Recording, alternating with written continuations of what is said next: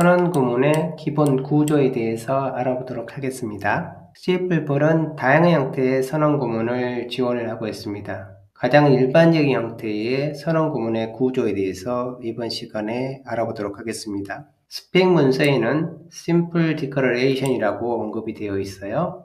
Simple Declaration은 3개의 파트로 구분이 된다 라고 언급하고 있고요. 첫 번째 파트로 Attribute Specifier Sequence, 두 번째 파트로 Declare Specifier Sequence, 세 번째 파트로 Init Declarator List를 언급하고 있습니다. 마지막에 세미콜론이 오고 있습니다. Sequence나 List는 어떠한 요소가 반복되어 온다라는 의미를 갖고 있습니다. 즉 A, B, C가 연이 옵니다. 이럴 때에 구분자로서 화이트 스페이스바를 사용하게 되면, 즉 엔터라든지 탭이라든지 스페이스바를 사용하게 되면 시퀀스에 해당하는 거고요. 콤마로 구분이 되어지면 리스트가 되는 겁니다. 즉 여러 요소가 반복하는 건 맞는데 구분자로서 어떤 걸 사용하느냐에 따라서 시퀀스와 리스트가 구분이 되어지는 겁니다. 따라서 attribute specifier라는 요소가 연이 온다 이런 의미가 됩니다. attribute specifier는 대괄호 2개를 시작하는 구문을 의미합니다. 따라서 여기가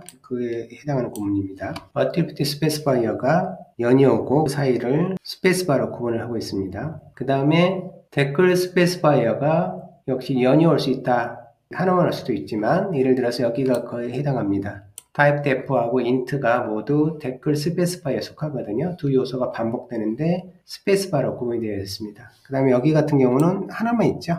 그 다음에 네 번째가 init declarator list인데 init declarator라는 요소는 다시 2개로 구분이 됩니다. declarator 다음에 초기화 구문이 오거나 declarator 다음에 fire cross 구문, 제약 조건 구문이라고 그러죠. 그 다음에 function contract specifier sequence, function contract specifier가 올 수가 있습니다. declarator 이후에. 그래서 예를 들어서 보면 여기가 이 부분이 declarator에 해당합니다. 그 다음 require cross 구문은 없고 그 다음에 function contract specifier가 sequence 형태로 온다고 했으니까 이 2개가 연이 오는데 엔터를 통해서 구분이 되어져 있잖아요. 이렇게 온다는 겁니다. 위에 있는 부분이 declarator에 해당하는 겁니다. 연이 오는 경우는 이런 식으로 연이 올 수가 있죠. 예를 들어서 여기 보면 K1 이 부분들이 다 뭐가 되냐면 declarator에 해당합니다.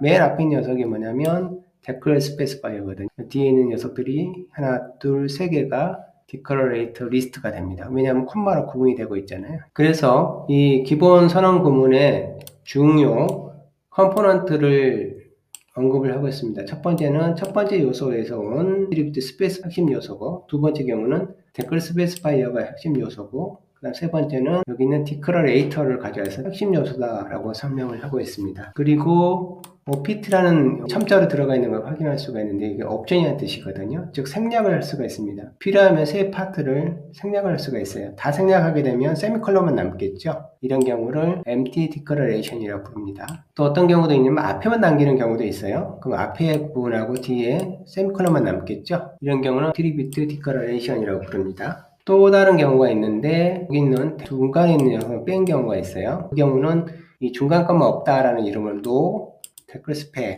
declare spec을 줄여서 no declare spec. 근데 그 선언이 함수에게만 존재하기 때문에 no declare spec function declaration에서 이렇게 해서 언급을 하고 있습니다. 대표적인 예가 반환 타임이 없는 경우잖아요. 일반적인 함수에서 그런 경우가 어떤 경우냐면 생성자 자체는 반환이 없잖아요. declarator 여기는 마지막 요소에 해당하는 거고요. 변환 함수도 마찬가지입니다. int 같은 경우도 이 부분이 뭐에 해당하냐면 마지막 declarator에 해당하는 거예요. constant까지 합해서. 소멸자도 마찬가지죠. 이런 경우도 여기에 속합니다. C++에 언급되고 있는 대부분의 선언 구문은 이 세 요소를 가지고 작동을 하게 됩니다. 그래서 우리가 지금 관심을 갖는 거는 일단 어트리뷰트 쪽은 잠시 관심에서 놔두고요. 이 두 요소를 가지고 주로 이제 언급을 하게 될 겁니다. 첫 번째 요소를 대부분 스펙 문서에서는 이렇게 T로 언급해요. 그 다음에 declare 부분을 D로 언급합니다. 그래서 TD는 이런 식으로 언급해요. 그래서 이럴 때 D가 이런 모양이면, D가 이런 모양이라는 소리는 declarator라는 의미죠. declarator가 이런 모양이면 그때는 포인터를 선언하는 거다라고 언급하는 거예요. 그럴 때 포인터의 선언은 마지막에 있는 별 표시를 중심으로 해서 앞뒤가 갈라지는 겁니다. 그래서 이 부분이 T에 해당하고 포인터 다음에가 이 부분이 D에 해당하는 겁니다. 등호 이후로는 초기화 구문이니까. 그 다음에 이 부분이 D에 해당하는 거고, T, D, D, D가 콤마를 통해서 분류가 되고 있는 거고, 이런 식으로 모든 구문을 이렇게 볼 수가 있습니다. 두 번째 구문도 이쪽이 T고, D, D, 레퍼런스를 포함해서거든요. 레퍼런스를 포함해서 D로 분류하고 있거든요. 디클러레이터로. 그래서 이 부분이 D입니다. 그 다음에 어레이 같은 경우도 어레이 구문 앞에 있는 것까지 포함해서니까 여기 보면 T고 D 포인트 포함해서 D 이렇게 되는 겁니다. 여기 같은 경우도 이렇게 해서 이 부분이 T에 해당하고 여기 D에 해당합니다. 함수 같은 경우도 T, 그 다음에 D에 해당하는 거고요. D가 이제 디클러레이터라고 보시면 됩니다. 여기도 이렇게 해서 T에 해당하고 D로 갑니다. 여기서 이제 재밌는 거는 함수의 반환 타입이 9번째 라인에 있는 함수는 T에 있었잖아요. 근데 T에 있는 거를 오토로 써주고 D로 보내버렸잖아요. D로 보내니까 펑션 파라미터 스코프 안으로 들어가 버렸잖아요. 따라서 이 반환 타입을 정의할 때 앞에 있는 파라미터의 이름을 사용할 수가 있겠죠. A라든지 B를 사용해서 정의를 할 수가 있습니다. 그래서 반환 타입을 디클러레이터로 보내버린 케이스입니다. 이 오토 구문이 구문적으로 보면 여기는 속하지 않고요. 이 부분에 속하지 않으니까. 그 다음에 얘 같은 경우는 T, D, T, D 이런 식으로 다 구분할 수가 있습니다. 그 다음에 펑션도 그렇고요. 그 다음에 이 부분도 이게 T입니다. 이 부분이 T가 돼요. 이 부분이 T가 됩니다. T가 되고요. T가 되고요. 그래서 여기서 알 수 있는 사실은 우리가 사용하는 클래스 선언 자체는 데클 스펙에 속한다는 걸 알 수가 있어요. 데클 스페시파이어에 클래스 선언이 속해 있다는 걸 알 수가 있어요. 이 부분도 전체가 뭐냐면 이렇게 전체로 보면 전체 자체는 T입니다. 근데 그 안에 또 T, D가 있고 D가 있고 D가 있고 T, D, D 뭐 이런 식으로 다시 이제 내부에서 또 분류가 일어나고 있는 거죠. 여기 같은 경우는 조금 포인터 투 멤버에서 멤버 포인터에 대한 내용인데 포인터 다음에 있는 nested name specifier 포함을 해서 디클러레이터로 분류를 하고 있잖아요. 그래서 이게 T가 되고 이게 D가 됩니다. T, D 이런 식으로 분류를 할 수가 있어요. 여기 같은 경우도 전체가 T입니다. 그렇죠? 근데 여기 생성자는 소멸자는 어디에 속하냐면 여기 디클러레이터에 즉 D, D, D가 이렇게 반복할 수 있잖아요. 반복을 해서 이렇게 작성할 수도 있어요.